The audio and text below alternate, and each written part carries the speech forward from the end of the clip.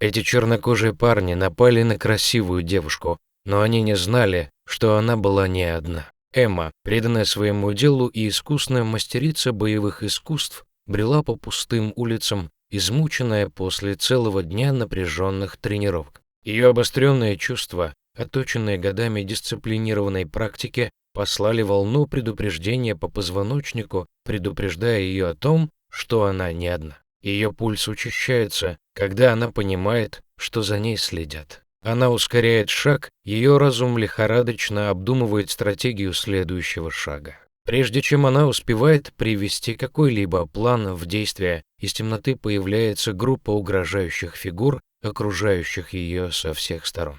Лидер, дородный мужчина со шрамом на лице, ухмыляется, требуя ее сумочку. Глаза Эммы сужаются, когда она оценивает своих противников. Она никогда не была из тех, кто отступает от конфронтации, и сегодняшний вечер не исключение. С остальной решимостью она предупреждает их оставить ее в покое, ее голос тверд, несмотря на адреналин, бегущий по венам. Мужчины издевательски смеются, явно недооценивая ее из-за ее миниатюрной фигуры и тонких черт лица. Их веселье только укрепляет ее решимость. Когда становится ясно, что они не намерены прислушиваться к ее предупреждению, она понимает, что у нее нет выбора, кроме как бороться. Когда она начинает серию мастерски выполненных ударов ногами, она не подозревает, что за ней наблюдает еще одна пара глаз. Итан, близкий друг и доверенное лицо, наблюдает из тени, готовый вмешаться в случае необходимости.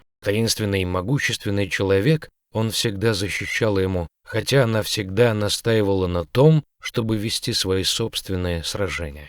По мере развития ссоры Эмма демонстрирует свое мастерство, каждое движение выполняется с точностью и силой. Однако, несмотря на ее мастерство, шансы складываются против нее. У мужчин, хотя и не хватает техники, численное преимущество. По мере того, как битва затягивается, Эмма начинает чувствовать напряжение.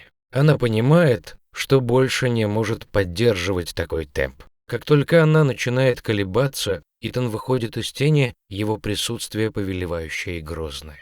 Вместе они быстро расправляются с оставшимися нападавшими, оставляя их без сознания распростертыми на холодном тротуаре. Эмма, хотя и благодарна Итану за своевременное вмешательство, не может не испытывать приступ разочарования из-за собственной кажущейся слабости. Она гордится тем, что полагается на себя, и ненавидит саму мысль о необходимости быть спасенной. Итан, чувствуя ее внутреннюю борьбу, успокаивает ее, что это нормально принимать помощь от друзей. По дороге домой Эмма размышляет о событиях ночи и понимает, что, хотя она может быть опытной и сильной, это нормально опираться на других, когда это необходимо. С вновь обретенным чувством смирения и благодарности она благодарит Итана за его помощь и поддержку. Вместе они уходят в ночь, готовые встретить любые испытания, которые могут встретиться на их пути. Эмма впечатляюще оборонялась от нападавших. Когда они отошли от места происшествия, Эмма спросила Итана о его присутствии.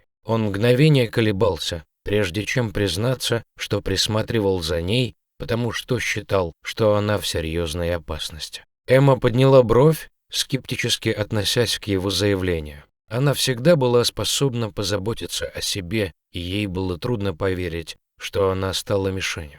Однако она безоговорочно доверяла Итану и знала, что он не стал бы делать таких заявлений без веской причины. Итан объяснил, что наткнулся на информацию о том, что могущественная преступная организация нацелилась на нее из-за ее навыков и связей. Они верили, что она была ключом к доступу к секретному оружию, которое могло изменить баланс сил в городе. Эмма внимательно слушала, осознавая серьезность ситуации. Поначалу она не верила своим ушам, не в силах понять, почему она может представлять какой-либо интерес для преступной организации. Однако, по мере того, как Итан излагал доказательства, она начала понимать глубину заговора. Эмма испытывала смешанные эмоции, когда Итан закончил свое объяснение. Она злилась из-за того, что стала мишенью, беспокоилась о том, что ждет ее впереди, и была полна решимости разобраться в ситуации. Она знала, что это будет нелегко и что на этом пути ей придется столкнуться с некоторыми неприятными истинами.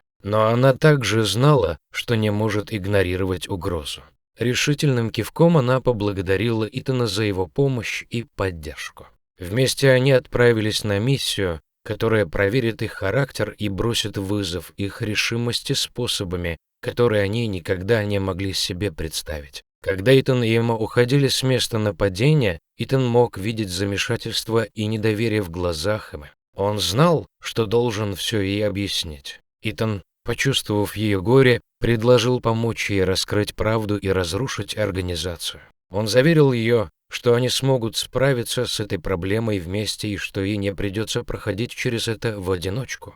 Эмма была тронута непоколебимой поддержкой Итана и почувствовала прилив решимости. Она знала, что не сможет отказаться от этого испытания, каким бы пугающим оно ни казалось. С обновленным чувством цели она согласилась отправиться на миссию вместе с Итаном, чтобы раскрыть секреты, которые были скрыты в тени. Вместе они углубились в подбрюшье города, пробираясь сквозь паутину обмана и опасности. Они сталкивались с темными личностями, смертельными ловушками и раскрывали секреты, которые давно были похоронены.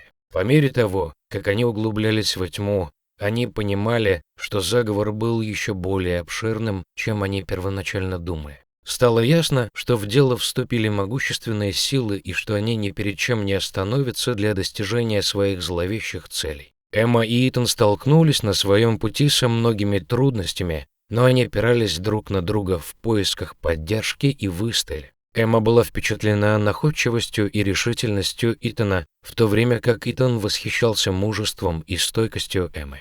Вместе они составили отличную команду. По мере того, как они приближались к раскрытию правды, они также становились ближе как друзья, и между ними сформировались узы доверия и уважения. Несмотря на все их усилия, Эмма и Итан оказались загнанными в угол. Именно тогда они поняли, что им придется полагаться на свой ум и командную работу, чтобы одержать победу. Они быстро разработали план, используя окружение в своих интересах и перехитрив своих противников. В конце концов, они вышли победителями, но не без потерь. Эмма получила серьезное ранение во время битвы, а Итан был измотан от напряжения. Тем не менее, они достигли своей цели. Лидеры преступной организации были схвачены, а секретное оружие нейтрализовано.